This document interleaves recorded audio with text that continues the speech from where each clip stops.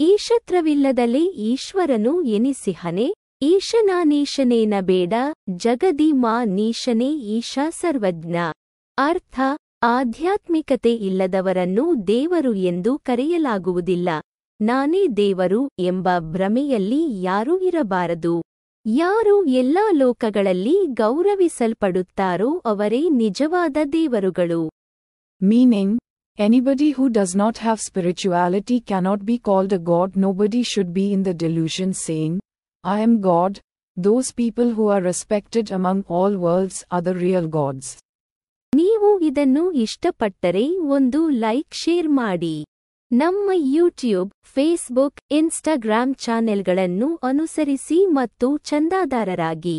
ಇಂತಹ ಹೆಚ್ಚಿನ ಮಾಹಿತಿಗಾಗಿ ನಮ್ಮ ವೆಬ್ಸೈಟ್ thinkbangalore.comಗೆ ಭೇಟಿ ನೀಡಿ. ಈ ವಿಡಿಯೋವನ್ನು ವೀಕ್ಷಿಸಿದ್ದಕ್ಕಾಗಿ ಧನ್ಯವಾದಗಳು.